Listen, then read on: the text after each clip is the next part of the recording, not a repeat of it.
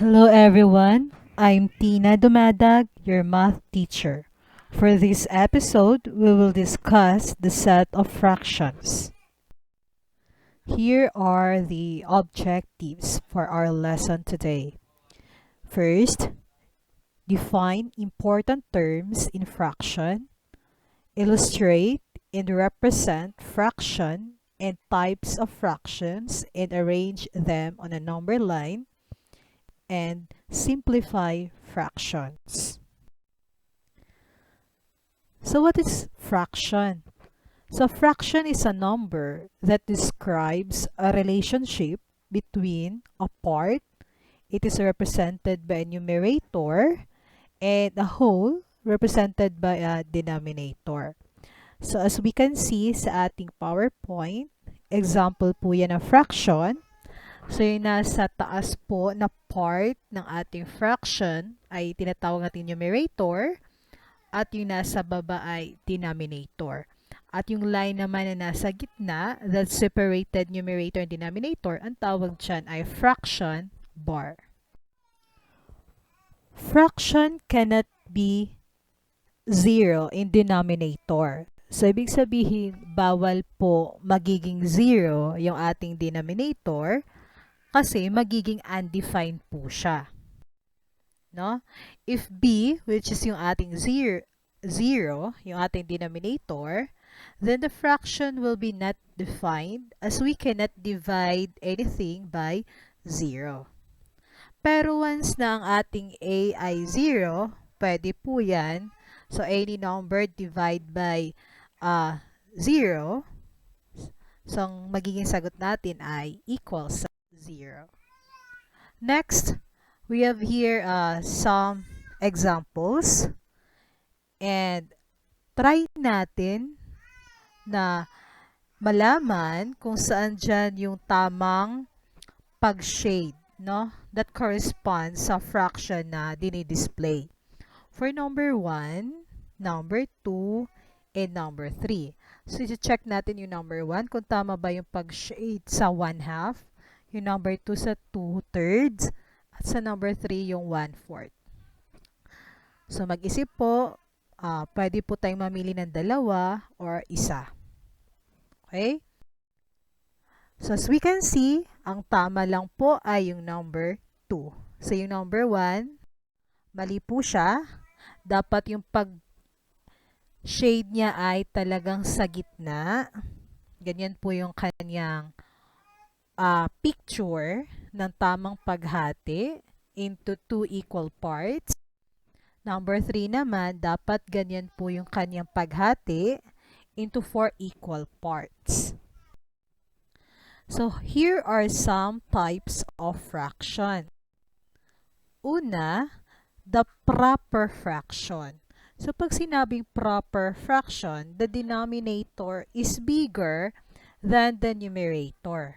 So, ibig sabihin, ang ating numerator ay mas maliit sa denominator. No? So, may example tayo sa baba. 5/10 is a proper fraction. 2/3, 3/6, 5/7, 16/40. So, ang titingnan lang po natin or babantayan na dapat ang numerator ay mas maliit sa denominator. Next type of fraction is the improper fraction. So, pag sinabing improper fraction, a fraction that has a larger number on the top than on the bottom. Ibig sabihin po, the numerator is greater than the denominator. So, yung value niya sa taas dapat mas malaki kesa sa baba. For example, yung 8/6, si 8 ay mas malaki yung value kesa sa 6. The last type of fraction is mixed numbers.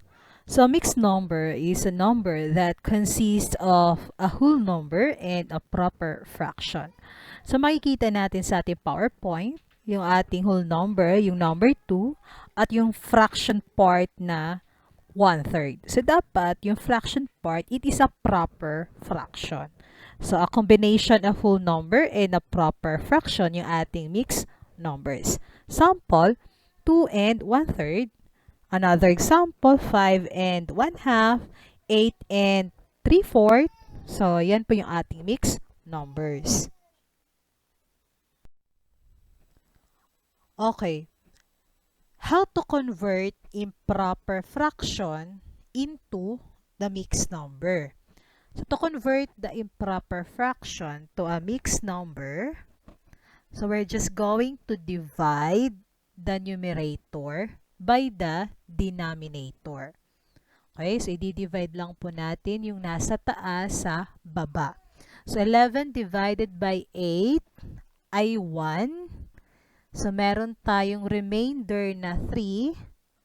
Okay? And, just copy the denominator. Okay? So, mapapansin natin, yung ating 1 ay yung whole number. Yung 3 naman ay yung remainder ng dinivide natin sa 11/8. At si 8 naman ay kinopya lang yung ating denominator. Para ma-check kung tama yung ating sagot, i-multiply lang po natin yan, yung denominator sa whole number, at i-add sa numerator. Okay? 8 times 1 is 8 plus 3 ay 11. Okay? So, 11/8. To convert mixed numbers into improper fraction, so ang gagawin lang po, we're going to multiply the whole number sa ating denominator, and the product, i-add po natin sa numerator. Okay? For example, 5 and 6/7. So, gagawin, 5 times 7 is equal to 35. And, i-add natin yung 35 sa numerator. 35 plus 6 is 41. Then, yun yung magiging numerator natin, yung 41 sa ating sagot. And para sa denominator, just copy the denominator na 7. So, yung magiging final answer natin is 41/7. In simplifying or reducing fractions, meron po tayong dalawang method. No? So, mamili po kayo kung ano yung gusto nyong gagamitin, method 1 or method 2. In method 1, step 1, find the number that can divide the top and the bottom. So, for example, sa 28/42, so mag-iisip lang po tayo kung ano yung pwedeng pang-divide sa numerator and denominator. So, pwede po siya sa 2. So, 28 divided by 2 is equal to 14. 42 divided by 2 is equal to 21. I-check natin kung pwede pa ba i-divide ulit ang ating sagot na 14/21. Since pwede pa po sa 7, so pwede pa nating paikliin or i-reduce natin yung ating sagot. So, 14 divided by 7 is equal to 2. 21 divided by 7 is equal to 3. So, check natin kung ang 2/3 ba ay pwede pang i-lowest term ulit. So, since wala na pong pwede pang divide sa dalawa, so yun yung magiging final answer natin.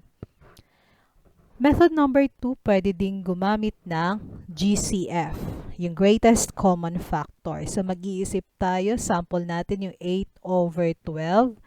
So, mag-iisip tayo ng GCF, yung factor na pwede nating pang-divide sa numerator at denominator, yung mataas, no? Greatest common factor. So, since si 8 at 12 ay may common factor na 4, so gagamitin natin yung 4 na pang-divide sa numerator at sa denominator. 8 divided by 4 is 2, 12 divided by 4 is 3. So, parang yung method 2 ay shortcut lang sa method 1. So, depende po sa inyo kung ano yung method na gusto nyong gamitin.